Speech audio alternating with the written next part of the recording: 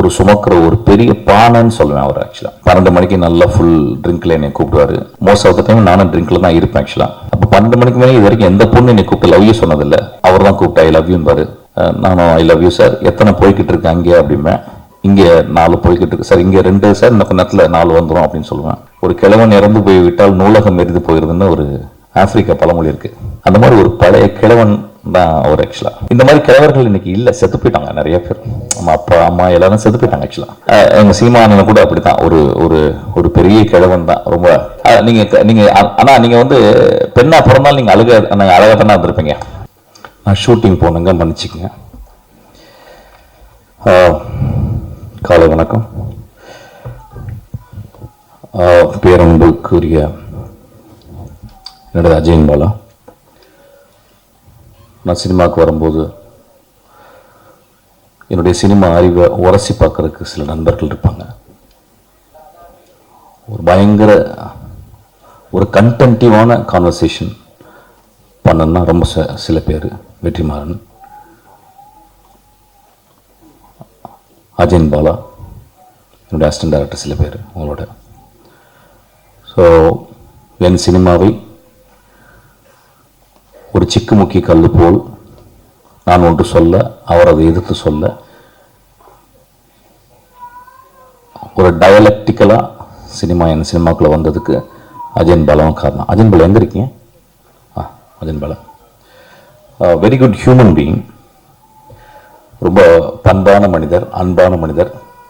அதனால ரொம்ப நாள் சினிமாவில் கிடைக்கல அவருக்கு. சினிமா இந்த சினிமாவில் நிறைய ரொம்ப தேவையில்லாமல் நல்லவங்க இருப்பாங்க. ஆக்சுவலாக அது மீரா கதிரவன் மாதிரி. ஆக்சுவலி ரொம்ப ஹானஸ்ட்டு, அவங்களுக்குள்ள ஒரு இன்னசென்ஸு இதெல்லாம் வச்சுக்கிட்டு இருப்பாங்க. ஸோ அதனால் ஆக்சுவலாக எனக்கு முன்னாடி வெற்றிமாறனுக்கு முந்தி அஜயன் பாலா சினிமா எடுத்துருக்கணும். But life is always it has its own plan. So இன்னைக்கு எடுத்துருக்காரு. இதில் என்ன எனக்கு ரொம்ப பிடிச்சது அப்படின்னா, இல்லை ராஜா அப்பாவை அவர் இன்க்ளூட் பண்ணது தான். நான் உள்ளே உட்காந்துருக்கும்போது பாட்டு கேட்டேன். அது சில இடங்களில் அவர் ஏன் ராஜான்னு சொல்கிறோம் அப்படின்றது தெரிஞ்சது. ரொம்ப எக்ஸ்ட்ரானரி ஃப்ரேசஸ்.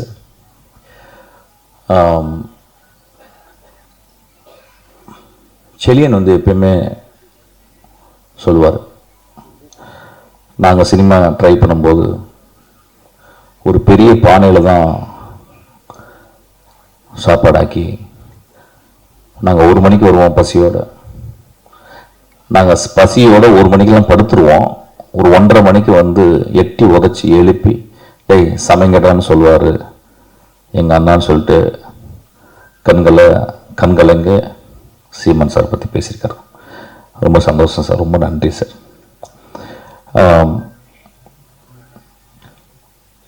உங்களை சொல்ல போதெல்லாம் செலியனும் சில நண்பர்களும் அழுகிறத பார்த்துருக்கேன். இது வரைக்கும் உங்களை பத்திரமா பார்த்துக்கணும் நான் கேட்டுக்கிறேன். ப்ரொடியூசர் வரும்போது சொன்னார் நட்பு அப்படின்னாரு. வேற துறைகளில் நட்பு இருக்கான்னு தெரியல,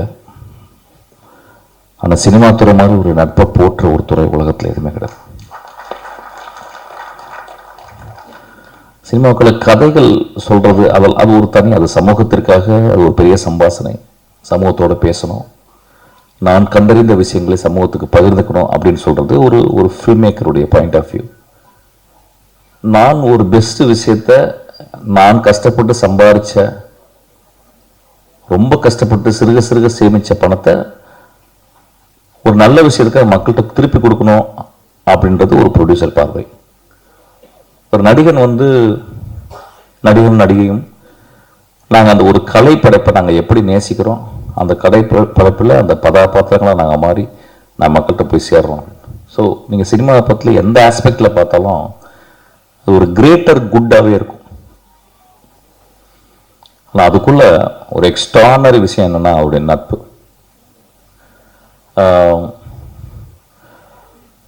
எவ்வளவு பிரச்சனைகள் இருக்கும், நம்ம வெளியே உட்காந்து காசி பேசிடுவோம், அவனை பிடிக்காதுன்னு சொல்லிடுவோம், இல்லை ஒரு மேடையில் விமர்சிச்சிருவோம். ஆனால் அவங்களுடைய ஒர்க்கை அந்த நட்பு எப்பயுமே விட்டு கொடுக்காது. அவங்க அதை சிலாய்ச்சி தான் பேசுவாங்க. எனக்கு அவர் பிடிக்காதுப்பா, ஆனால் அவன் பயங்கரமான ஃபில்ம் மேக்கர் அப்படின்றாங்க. எனக்கு அவர் பிடிக்காதுப்பா, ஆனால் நல்ல படம் மட்டும் எடுப்பான்னு சொல்லுவாங்க. ஸோ சினிமா வந்து ஒரு பெரிய நட்பு சமுத்திரம் தான் அது. எனக்கும் அஜயன் பாலாவுக்கும் அந்த மாதிரி நட்பு தொடர்ந்துக்கிட்டே இருக்குது. அப்படி ஒரு நட்பு இருக்கிறதுனால தான் வெற்றிமாறன் வந்து அஜயன் பாலாவை கூடவே வச்சுக்கிட்டு வெற்றிமாறன் திறந்த அந்த நூலகத்துக்கு ஒரு படிப்பாளியும் ஒரு பண்பாளனையும் ஒரு உண்மையாக இருக்கிற ஒரு மனிதனையும் வந்து அதை பார்த்துக்க சொல்லி வெற்றி அஜயன் பாலாவை அஜயன் பாலாவோட வாழ்க்கையில் மிக முக்கியமான ஒரு பொறுப்புன்னு நினைக்கிறேன் ஆக்சுவலாக. ஸோ இந்த திரைப்படம் ரொம்ப முக்கியமான திரைப்படம். அப்பா வந்திருக்காரு, கங்கைமன் அப்பா. நான் அவர் தான் ரீசெண்டாக அவர் கூட இருந்து ஒரு முழு நாள் அவர் கூட இருந்த ஒரு பேர் அனுபவம் எனக்கு கிடைச்சிது. ஒரு பெரிய polymath. I think name any thing in cinema I would have done. அவருடைய நட்பு கிடைச்சது எனக்கு பெரிய இந்த இயற்கை எனக்கு கொடுத்த வாரம்னு நினைக்கிறேன். அப்போ இங்கே பேசும்போது வந்து ப்ரொடியூசர் சார் வந்து பேசினார், ஒரு மனநல மருத்துவராக பேசினார். ஒரு கதாசிரியனும் ஒரு சமூகத்தின் மனநல மருத்துவம் தான். ஒரு சினிமா எதுக்கு பார்க்குறோம் அப்படின்னா, ஒரு நல்ல ஃபில்ம் மேக்கர் வந்து ஒரு நல்ல கதை வந்து ஒரு தெரப்பி. கதைகள் எதுக்காக சொல்லப்படுது அப்படின்னா, ஒரு சமூகத்திற்கு தெரப்பி. எப்படி இருக்கணும், எப்படி இருக்கக்கூடாது, எப்படி வாழணும், எப்படி பிரச்சனைகள் வரும்போது அதுலேருந்து கலந்து வரணும் அப்படின்றத ஒரு சமூகத்திற்காக ஒரு எழுத்தாளன் தன் வாழ்நாளை மறந்து யோசிச்சுக்கிட்டே இருக்கான். நிறைய பேர் சில காரணங்களில் குடிக்குள்ளே போய் ஒளிஞ்சிருவாங்க. அதுக்கு கூட அதுதான். ஏன்னா அந்த கவனம் அதுக்குள்ளேயே இருக்கணும் அப்படின்ற மாதிரி கூட சில டைம் தன்னை மாய்ச்சிக்கிட்டு சமூகத்திற்காக ஒரு தெரப்பிஸ்ட் வாழ்க்கை என்றைக்குமே சந்தோஷமாக இருந்ததே கிடையாது. அது ஸ்டார்ட் ஃப்ரம் ஃப்ராய்டியை எடுத்துக்கிட்டால் கூட, லக்கானை எடுத்துக்கிட்டால் கூட, யாருடைய ஒரு கிரேட் தெரப்பிஸ்ட் வந்து ஹாப்பியாக இருந்ததில்லை. ஏன்னா அந்த ஹாப்பினஸ் எல்லாம் எப்படி சமூகம் ஹாப்பியாக இருக்குன்றதுக்காக அவன் தன் வாழ்நாள ஒரு மெழுகுபத்தி போல எரிச்சுக்கிட்டு அவன் வந்து சமூகத்தை பத்திரமா பார்த்துக்கிறான். ஸோ நீங்கள் இந்த படத்துக்கு ப்ரொடியூசராக வந்தது, it is not an irony sir, it is a very beautiful circumstances. இது வந்து ஒரு எக்ஸ்ட்ராடனரி ஒரு ஈவெண்ட்டு. அப்போ நான் இப்போ ஒரு படத்தை பார்க்கும்போது, இப்போ 30 வருஷம் சினிமாவில் இருந்த பிறகு ஒரு விஷயத்தை நான் கொஞ்சம் கொஞ்சமாக புரிஞ்சுக்கிறேன். அதையும் நான் என் அசிஸ்டன்ட் டைரக்டரை சொல்லிக்கிறேன். நேற்று கூட அதை பற்றி பேசினேன், அதை நான் பகிர்ந்துக்கணும்னு ஆசைப்பட்றேன். Future cinema film makers are people who want to invest the time and money in cinema. Triangle தெரியும் எல்லாரும், முக்கோணம். அந்த முக்கோணத்தில் 5 வகையான முக்கோணங்கள் இருக்குது. ஐசாஸ்லஸ் ட்ரையாங்கிள் அப்படி இப்படி நிறையா இருக்குது. அதில் ஈக்குலேட்டரல் ட்ரையாங்கிள் ஒன்று இருக்குது. அதாவது 3 பக்கமும் ஒரே அளவு உள்ள ட்ரையாங்கிள், 3 பக்கமும். ஒரு சினிமான்றது ஒரு ஈக்குலேட்டரல் ட்ரையாங்கிள்னு நான் நினைக்கிறேன். ஒரு சினிமா விஷன்ல இருந்து ஆரம்பிக்குது. ஒரு கலை எப்படி இருக்கணும் அப்படின்ற ஒரு விஷன், அதுதான் கதாசிரியன், அவங்க கூட இருக்க அசிஸ்டன்ட் டைரக்டர் எல்லாமே. அதுக்கப்புறம் அந்த சினிமா அது ஆர்ட். அதுக்கப்புறம் சினிமா ரைட் டெக்னீஷியன்ஸ்கிட்ட சூஸ் பண்ணுறோம். அந்த விஷனை வந்து எப்படி அதை வந்து உருவாக்குறது அப்படின்றது ரைட் டெக்னீஷியன். செலியன் போன்ற, இல்லை லால்குடி சிவாஜி இளையராஜா போல், அல்லது வந்து ஸ்ரீகர் பிரசாத் போல், இளையராஜா போல் ஒரு டெக்னீஷியன்ட்ட கொடுக்குறோம். அந்த செகண்ட் அந்த ட்ரையாங்கிளுடைய பக்கம் வந்து கிராஃப்ட். அந்த 3வது பக்கம் இந்த 2ஐயும் பாசிபிள் ஆக்குற ப்ரொடியூசர்ஸ். அதாவது நான் கஷ்டப்பட்டு சம்பாதிச்ச பணம். ஒரு சினிமா அந்த 3 பக்கமும் சரியான முறையில் இருக்கணும். கலைப்படைப்பு மட்டுமே முதன்மையாக இருந்து அது போனால் அது ஒரு ஆர்ட் சினிமா ஆகிடும். அது பாராட்டப்படும். ஆனால் வந்து அது அந்த தேவையை வந்து அது வந்து அந்த 2 பக்கம் இருக்க தேவையை அது பூர்த்தி செய்யல. கிராஃப்ட் மட்டுமே இருக்கும் பட்சத்தில் அது வந்து அடுத்த 2 பக்கங்களும் தேவையில்லாமல் போயிடுது. வெறும் வணிகம் மட்டுமே இருக்கும் பட்சத்தில் அது ஒரு நாளாந்திர படைப்பாக மாறுகிறது. இந்த 3 பக்கங்களும் அது சரியா இருக்கும்போது அது ஒரு எக்ஸ்ட்ரானரி படமா அது மாறுது. அது ஃபியூச்சர் ஜெனரேஷன்ஸ் வந்து அது ரொம்ப ரொம்ப இம்பார்ட்டண்டாக இருக்கணும்னு நான் நினைக்கிறேன். இது வந்து கொஞ்சம் அது என்ன காரணம், நாங்கள் சினிமாவுக்கு வரும்போது சினிமா வந்து ஒரு பெரிய கனவா மட்டுமே இருந்தது. ஆனால் இன்னைக்கு அப்படி கிடையாது. இன்னைக்கு சினிமா வந்து ஒரு சினிமா எடுக்கிறது 365 சினிமா எடுத்த ஒரு ஒரு தமிழ்நாட்டில் இன்னைக்கு வந்து 30 சினிமாக்கள் எடுக்கப்படுகிறதான்னு அது ஆச்சரியம். அந்த 30 சினிமாக்களில் ஒரு 5 சினிமா வந்து ரிலீஸ் ஆகுதா அப்படின்றதே ஒரு பெரிய ஆச்சரியம். ஸோ நெக்ஸ்ட் ஜெனரேஷன் வர்ற சினிமாக்காரங்க, ப்ரொடியூசர்ஸ் எல்லாருமே எப்படி பிளான் பண்ணணும்னா, ஒரு ப்ரொடியூசர் ஒரு 3 படமாக பிளான் பண்ணணும். அந்த அர்ஜுன் சாருக்கு சொல்கிறதும் அப்படி தான் வந்து ஒரு படம் அப்படின்றது வந்து ஒரு எக்ஸ்பீரியன்ஸு. 2வது படம் வந்து break even and learning the craft. 3வது படம் that with all this experience, with all this insights and with very important patience and finding the right technician and the visionary will get back the money. So இது வந்து நான் வந்து ரொம்ப முக்கியமான ஒரு observation நான் சொல்கிறேன். இது வந்து தனஞ்சயன் சாருக்கு ரொம்ப சந்தோஷமாக இருக்குன்னு நினைக்கிறேன் ஆக்சுவலாக. அது அதுக்கப்புறம் வந்து எனக்கு கொஞ்ச நேரத்துக்கு முந்தி பேசின ஒரு மனிதரை பற்றி நான் பேசணும். சிங்கமொழி சார் நான் ரொம்ப ஆராதிக்கிற ஒரு மனிதன். ஒரு தமிழக வாழ்க்கையை, தமிழ் வாழ்க்கையை ஒரு சுமக்கிற ஒரு பெரிய பானைன்னு சொல்லுவேன் அவர். ஆக்சுவலாக 12 மணிக்கு நல்லா ஃபுல் ட்ரிங்க்ல என்னை கூப்பிடுவார். மோஸ்ட் ஆஃப் த டைம் நானும் ட்ரிங்க்ல தான் இருப்பேன் ஆக்சுவலாக. அப்போ 12 மணிக்கு மேலே இது வரைக்கும் எந்த பொண்ணு என்னை கூப்பிட்டு லவ் யூ சொன்னதில்லை. அவர் தான் கூப்பிட்டு ஐ லவ் யூன்னு பாரு. நானும் ஐ லவ் யூ சார், எத்தனை போய்கிட்டு இருக்கு அங்கே அப்படிம்பேன். இங்கே 4 போய்கிட்டு இருக்கு சார், இங்கே 2 சார், இன்னும் கொஞ்ச நேரத்தில் 4 வந்துடும் அப்படின்னு சொல்லுவேன். தண்ணி குடிக்காத நினைத்தா அதுலேயும் பிரிட்டிஷ் எம்பர்னே வருது ஆக்சுவலாக. ரொம்ப அலாதியான மனிதர், மனதில் இருக்கிறது அப்படியே பேசக்கூடிய மனிதர், மனிதர்கள் மேலே அவ்வளோ நேசத்தை கொட்டுற மனிதர். 12 மணிக்கு ஒருத்தர் ஃபோன் பண்ணி ஐ லவ் யூ சொல்கிறாரு அப்படின்னா ஒரு 200 பெண் இதயங்களுக்கு உள்ளே வச்சுருக்க ஒரு மனிதன் நினைக்கிறேன் ஆக்சுவலாக. அவர் கூட ஒர்க் பண்ண டைம் நான் சொன்னேன், அவர் கூட நான் ஒர்க் பண்ணணும் அப்படின்னு சொன்னேன். ஏன்னா அவர் எப்போ பார்ப்பேன், பேச மாட்டார், இப்போ சிரிப்பார், போவார். அந்த மனிதரோட ஒர்க் பண்ண அந்த ஒரு கொஞ்ச நாள், ஒரு 10 நாள் நான் ஒர்க் பண்ணேன். ரொம்ப ஒன் ஆஃப் த பெஸ்ட். அவர் கூட பேசிக்கிட்டே இருப்பார், ரொம்ப ஜாலியாக பேசிகிட்டே இருப்பார், எல்லா விஷயம் சொல்லுவார். நிறைய கதைகளை அவர்கிட்ட இருக்கு ஆக்சுவலாக. சினிமாவில் தான் இந்த மாதிரி ஒரு ஆளை நீங்கள் பார்க்க முடியும்.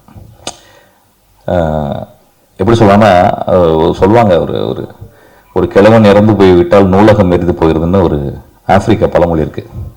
அந்த மாதிரி ஒரு பழைய கிழவன் தான் அவர் ஆக்சுவலாக. இந்த மாதிரி கிழவர்கள் இன்னைக்கு இல்லை, செத்து போயிட்டாங்க நிறைய பேர். நம்ம அப்பா அம்மா எல்லாரும் செத்து போயிட்டாங்க ஆக்சுவலாக. எங்கள் சீமானன் கூட அப்படி தான் ஒரு ஒரு ஒரு பெரிய கிழவன் தான். ரொம்ப நீங்கள் ஆனால் நீங்கள் வந்து பெண்ணா பிறந்தாலும் நீங்கள் அழகாக தானே இருந்திருப்பீங்க. அப்புறம் வந்து அவன் வந்து உங்கள் அழகை பார்க்கறதுனால நீங்கள் பேச்சு வன்மை இருக்குல்ல, அதில் அவன் மயங்கி அவங்க ஒரு 20 பேர் பின்னாடியே தான் வந்திருப்பாங்க. சரிண்ணா. ஸோ அதனால் நீங்கள் நெகட்டிவாக ஃபீல் பண்ணாதீங்க ஆக்சுவலாக. ஸோ இந்த இந்த இந்த மேடை ரொம்ப அழகாக இருக்குது. அதுக்கு வந்து அஜயன் பாலாவை நான் ரொம்ப பாராட்டுறேன். இந்த மேடை வந்து எப்படின்னா ரொம்ப நேசிக்கக்கூடிய மேடை, மனிதர்களை நேசிக்கக்கூடிய ஒரு மேடை.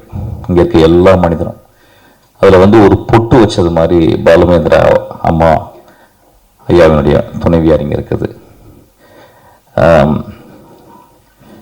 அவங்க வந்தது என்னமோ ஒரு ஒரு விழாவில் வந்து ஒரு பூ வச்சது மாதிரி இருக்கு. கலைஞர்கள் இறப்பதே இல்லை அப்படின்றத அது சொல்லுது ஆக்சுவலாக. அந்த அம்மா எனக்கு தெரியல, அப்புறம் வந்து சொன்னாங்க அப்படின்னோடனே ரொம்ப ஷாக் ஆச்சுன்னா, மாறுது, முகம் மாறிக்கிட்டே இருக்கு, உடம்பு மாறிக்கிட்டே இருக்கு, உடம்பு சுருங்குது, முகம் சுருங்குது. ரொம்ப நன்றிம்மா நீங்கள் வந்தது, ரொம்ப அழகு. தப்பா எடுத்துக்காதீங்க, எல்லாரும் எந்திரிச்சு ஒரு கிளாப் பண்ணுவோம் அந்த அம்மாக்கு ஆக்சுவலாக.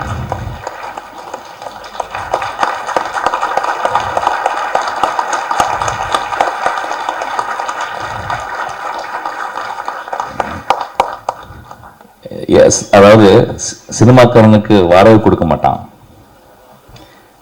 சினிமாக்காரனுக்கு எங்கே போய் வாடகை கொடுக்க மாட்டான். ஆனால் ஐயா சினிமாக்கார மாதிரி அன்பானவன் எவனுமே இல்லையா, அதுக்கு சாட்சி தான் என் ஆக்சுவலாக. ரொம்ப நண்பர்கள் நிறைய பேர் இருக்காங்க, நான் பேசல, விஜய் சாரி டாக்குண்ணா. அப்புறம் அந்த படத்தில் நான் சில காட்சிகள் பார்க்கும்போது செல்லியன் ரொம்ப நாளைக்கு அப்புறம் வந்து ஒரு பயங்கர டான்ஸ் ஆடியிருக்கார். ஆக்சுவலி வெரி விஷுவலி பிரத் டேக்கிங்கான இருந்துச்சு. I am looking forward to see the whole movie.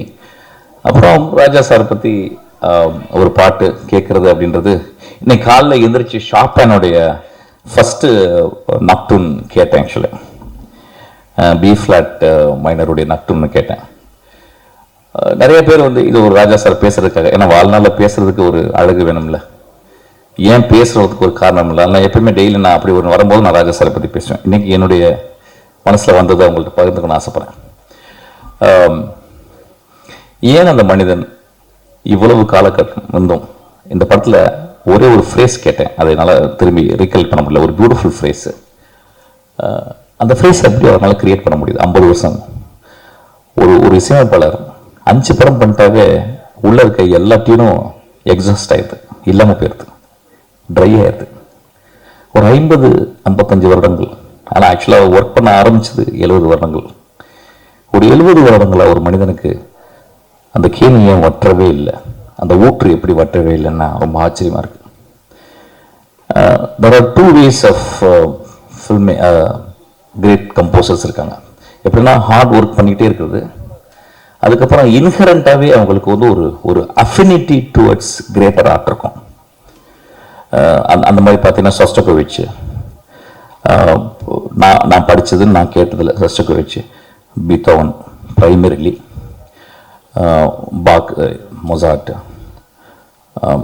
Schubert, Rachmaninoff, அவங்களாம் அவங்கள என்ன பார்த்தீங்கன்னா inspirations bent towards art, 24/7 thinking about music, அதுக்கப்புறம் அவங்க ப்ராக்டிஸ். இப்போ நான் சொன்ன எல்லாத்தையுமே நம்ம ஊரில் இருக்க ராஜா சார் பண்ணிக்கிட்டே இருக்கார். 24/7 அவர் அந்த இசையிலே இருக்கிறார். எனக்கு நல்ல ஞாபகம் இருக்கு. ஓனாய் ஆட்டுக்குட்டி நான் வந்து யூகேல இருக்கேன். அவர் பார்க்குறாரு. அப்போ என் தம்பியை வந்து என்ன பண்ணிட்டேன், இங்கே பின்னாடி இருந்து அவர் பார்ப்பாரா, வீட்டில் தான் பார்த்தாரு, சின்ன டிவியில் டபுள் பாசிட்டிவ் பார்க்குறாரு. என் தம்பியை பின்னாடி இருந்து அவர் கை சோஃபாவில் வச்சிருப்பாரு, அந்த கையை மட்டும் வீடியோ எடுத்துக்கிறேன் அப்படின்னு. அவனுக்கு புரியல. அவர் படம் பார்த்துட்டே இருக்காரு.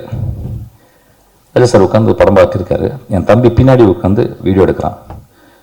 ஒரு 10 இடத்துல அவர் கை அப்படின்னுச்சு. அது என்னன்னா அவர் கீ கண்டுபிடிக்கிறார் 10 இடத்துக்கு. அப்போ நான் சொன்னேன் தம்பிட்டு, இந்த படத்தில் எக்ஸ்ட்ரானரி மியூசிக் இருக்குன்னு. அவனுக்கு ஒன்றுமே புரியல. அப்புறம் நான் வந்தேன், அவன் ஃபோன் பண்ணாரு, என்னடா இப்படி பண்ணி வச்சிருக்க, ஒரு மாதிரி இப்படி ஒரு குழப்பமும் பண்ணி வச்சிருக்க, நல்லா இருக்குடா, புதுசாக இருக்கு, சரி எனக்கு ரொம்ப வேலை கொடுத்துருக்கு அப்படின்னு சொல்லிட்டு இப்படி திரும்புறாரு. நான் வீடியோவில் பார்க்குறேன், இப்படி திரும்புறாரு. திரும்பிட்டு போனவர் பின்னாடி ஒரு கை இருக்கு, ரைட் கை என்னது இப்படி ஆட்டுறாரு. எனக்கு தெரிஞ்சு ஒரு கம்போஷன் உருவாச்சுன்னு சொல்லிட்டு. What I'm trying to say that man, எனக்கு நான் ஒரு 100 வயசு வாழணும்னா அது தேவையில்லை நினைக்கிறேன். 25 வருஷத்துக்கு பிடிங்க அவர் கொடுத்துடலான்னு நான் கேட்குறேன். Thank you so much.